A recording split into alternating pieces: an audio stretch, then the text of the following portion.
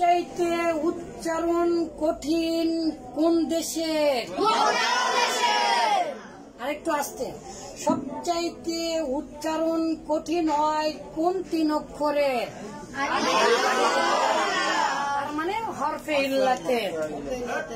এখন আমি কি লিখেছি বাবা দেখেন, মতালের উচ্চারণ বেশি কঠিন হওয়ায় বেশি তালিল হয়। তাহলে সবচাইতে বেশি তালিল হবে কোথায়? সবচাইতে বেশি তালিল হবে কোথায়? তাহলে এখন এখানে যে জিনিসটা লিখেছি এবং গতকালকে আপনাদেরকে যেটা বুঝিয়েছি সেটা হচ্ছে মতালের তালিল করার আসল নিয়ম 3টা। মতালের তালিল করার, মতাল আরবি ভাষায় মতালের সন্ধি এটা হচ্ছে ব্যঞ্জন সন্ধির মতো।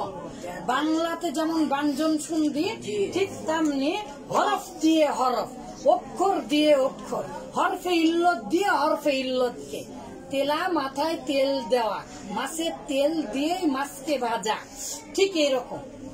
কি আশ্চর্য কথা দেখেন তো, সবচাইতে কঠিন হচ্ছে উচ্চারণ কঠিন হয় হরফে ইল্লত। কিন্তু আপনি কি জানেন হরফে ইল্লতই সবচাইতে সাহায্য করে উচ্চারণের সুবিধার জন্য? যেমন ওয়াওটা যখন পেশ বিশিষ্ট হয়, সাকিন বিশিষ্ট হয়, তখন তার উচ্চারণ সহজ হয়। বাও আপেশ বু, তাও আপেশ তু, সাও আপেশ তু। যখন ইয়াটা সাকিন হয় তার আগে জের হয়, বাই আজের বি, তাই আজের তি, সাই আজের জি, সবচাইতে সহজ হচ্ছে বা আলিফ জবর বা, তা আলিফ জবর তা, সা আলিফ জবর সা। তার মানে হরফে ইল্লতের উপরে যদি হরকত হয় তাহলে উচ্চারণ কঠিন হয়। ওয়া জবর ওয়া, ওয়া জের ভি, হ্যাঁ, ইয়া জবর ইয়া, ইয়া জের ই, হামজা জবর আ। যখনই আলিফের উপরে জজম হবে, হরকত হবে, তখন তো সেটা কি হয়ে যাবে? মাহমুজ হয়ে যাবে। তার মানে বোঝা যাচ্ছে সবচাইতে সহজ আবার হরফে ইল্লতি উচ্চারণে কি করে? সাহায্য করে। উচ্চারণ সহজ হওয়ার জন্য কি করে? সাহায্য করে। এই জন্য পৃথিবীর সকল আসল সূত্র বা শত্রু এই কায়দা বলেছি না, পেশ ওয়াও থেকে কার জন্ম হয়েছে? এই জন্য পেশ থাকলে সেখানে ওয়াও আসার সম্ভাবনা আছে। আবার ওয়াও থাকলে তার আগে কি চাইবে? সবসময় পেশ চাইবে। আবার জেরের জন্ম হয়েছে কোথায় থেকে? তাহলে জের থাকলে তারপরে ইয়া হলে ভালো, ইয়া সাকিন হলে। আবার ইয়া সাকিন হলে তার পূর্বে জের হওয়া ভালো। জবর, জবরের পরে খালি আলিফ হওয়া ভালো। তো আব্বা জানেরা, এখন একটা প্রশ্ন আপনাদের মনে জেগেছে, তাহলে সবচাইতে কঠিন হচ্ছে হরফে ইল্লাত যখন হরকত হয়, আর যখন সাকিন হয়, ওয়ায়ের উপরে সাকিন, ইয়ের উপরে সাকিন, আলিফের উপরে সাকিন, তখন সবচাইতে সহজ হয়, তাই না বাবা? এটা সবচাইতে সহজ হয়। এটা এখনো কোনো বইয়ে দেখিনি, আমার উপলব্ধি থেকে বললাম আর কি। কিন্তু আমরা জানি উচ্চারণে সবচাইতে কঠিন কে?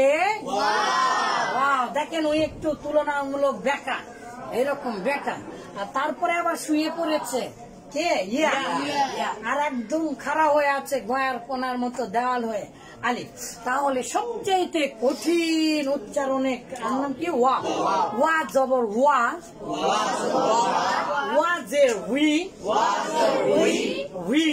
উই, ওয়া পেশ ভু, ওয়া উই, ভু। তাহলে ওয়া বি ভু না, বি ভু না, উই ভু। উচ্চারণ অনেক কঠিন। আল্লাযী ইউওয়াসউইসু, ইউওয়াসউইসু ফি। তো এটা এই উচ্চারণটা অনেক কঠিন। একদিন আপনাদেরকে বললাম না, আমার একজন ছাত্রী কি বলছে, দেখেন তো উস্তাদ জি হয়েছে নাকি? আল্লাযী ইউওয়াসউইসু ফি তি সুকুরিন নাস, মানে বলতে বলতেই বলছে, তাই না? তাহলে সবচাইতে কঠিন হচ্ছে তার মধ্যে আবার ওয়াও, তারপরে ইয়া, তারপরে আলিফ। তাহলে সবচাইতে সহজ হচ্ছে আলিফ, তারপরে ইয়া, তারপরে ওয়াও। যেহেতু হরফে ইল্লত দ্বারাই সহজ করা হয়, তাহলে তালিল সবগুলোর ক্ষেত্রে, বিশেষ করে মাহমুজের আর এই যে হরফে ইল্লাতের ক্ষেত্রে কি দ্বারা তালিল হবে বাবা? হরফে ইল্লাত দ্বারা।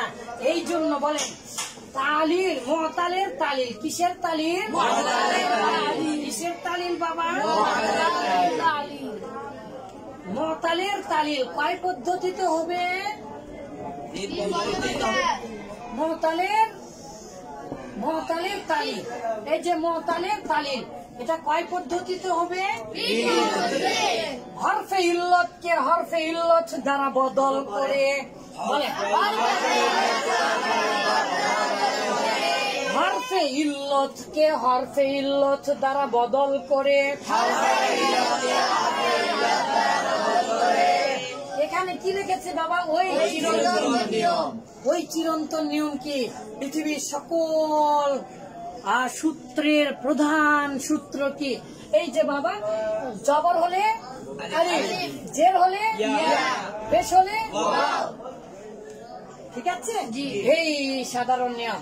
তাহলে জবর থাকলে আলিফ করে দিব, জের থাকলে ইয়া করে দিব, আর পেশ থাকলে ওয়াও করে দেব। তাহলে হরফে ইল্লাতকে হরফে ইল্লাত দ্বারা বদল করে। কিসের তালিল করতে হয় বাবা? এইবারে দ্বিতীয় নিয়ম, সবসময় হরফে ইল্লাত দ্বারাই হবে। হরফে ইল্লাতকে সাকিন করে। কি করে? ইয়াফআলু, ইয়ানসুরু, ইয়াদউ। কিন্তু ওয়াইয়ের উচ্চারণ সবচেয়ে কঠিন না? তাহলে যেখানেই কঠিন আসবে সেখানেই তালিল হবে। মাশাআল্লাহ, মাশাআল্লাহ। তাহলে এই জায়গাতে আমরা ওয়াইয়ের পূর্বে কি আছে? পেশ।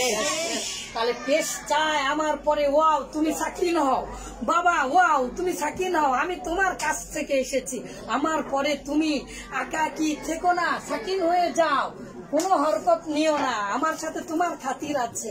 ঠিক আছে না? তাহলে ইয়াদু ও হয়ে গেল। কি হয়ে গেল? তাহলে কি হয়ে গেল? আসলে মূলত কি ছিল? ইয়াফআলু মুজারের সিগা শেষে পেশ হবে না? তাহলে ইয়াদউ, কিন্তু এখন একটু কঠিন হচ্ছে। ও না না না, হলো না ভালো।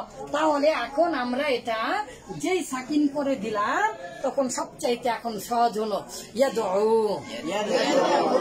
দেখেছেন সহজ হয়ে গেল না? আচ্ছা, তারপরে হরফে ইল্লাতকে বিলুপ্ত করে। হরফে ইল্লাতকে কি করে? মাঝে মাঝে এমন পেঁয়াজ লাগবে ওইটাকে খেয়ে ফেলে দিব, যা তোর আর কোনো প্রমাণ রাখবো না, কিন্তু তারপরেও প্রমাণ থাকবে। এই যে যে যে যে পেশ, এই পেশের জন্ম হয়েছে কোথায় থেকে? তার মানে ওই কুল, তুমি যাই বলো না কেন তোমার মধ্যে একটা ওয়াও লুকিয়ে আছে, আমরা পরে খুঁজে খুঁজে সেটা বাহির করব। ওই জীব, তার মানে এখানে কি আছে বাবা? যে তার মানে এই জায়গায় কি আছে?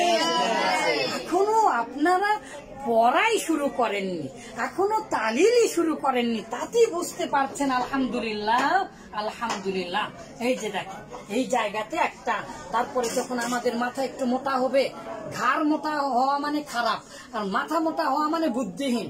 কিন্তু অনেক সময় মাথা হামটি ডামটি সাট অন দা ওয়াল, হচ্ছে সাট অন দা ওয়াল, যখনই ওই যে দেওয়ালের উপরে বসে থাকবে, হামটি ডামটি পড়ে যাবে, পড়ে গেলে তাদের মাথা ফেটে যাবে, ওগুলো হবে না। ওই রকম মোটা মাথার দরকার নেই। আমাদের যখন বুদ্ধি হবে তখন আমরা দেখতে পাবো এই জেরটা সাথে কার সম্পর্ক। তাহলে আজকের পড়া হচ্ছে মুতালের উচ্চারণ সহজ করার জন্য, তার মানে তালিল করার পদ্ধতি কয়টি? হরফে ইল্লাতকে হরফে ইল্লাত দ্বারা বদল। তাহলে প্রশ্ন করেন যে উস্তাদ, যে হরফে ইল্লাত সবচেয়ে কঠিন, আবার হরফে ইল্লাত দ্বারা কেন বদল করব? কেন করবেন? কেন করবেন? হরফে ইল্লাতই আবার কি করে? করে। মাশাআল্লাহ, মাশাআল্লাহ। আল্লাহি, আমি যখন পড়ছিলাম আপনাদের এই সময়ে, যখন পাঞ্জেগান্স পড়ছিলাম, তখন এভাবে বুঝিনি। আশা করছি আপনারা বুঝছেন।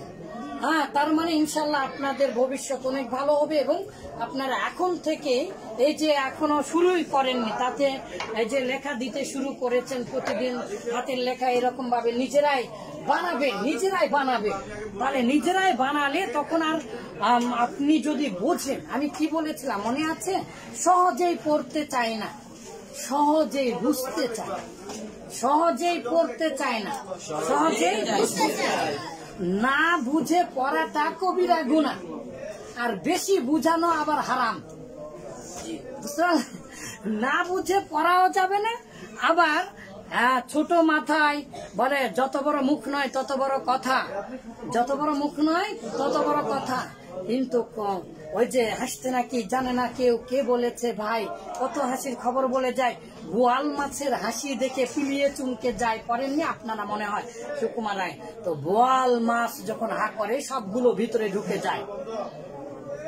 তো আমরা ছোট মাছ বলে আমাদেরকে বোয়াল বলে অবহেলা করার দরকার নেই। আমরা যদি বুঝি তাহলে মুখের ভিতরে একাই চলে যাবে, আমরা শুধু হা করে থাকবো ইনশাআল্লাহ। ঠিক আছে, এই জন্য আস্তে আস্তে আস্তে আস্তে তাহলে আজকে আমরা এই 3টা মুখস্থ করে আসবো ইনশাআল্লাহ, এবং আমরা নিজেরাই খাতাতে বারবার লিখবো ইনশাআল্লাহ। তাহলে হরফে ইল্লতকে হরফে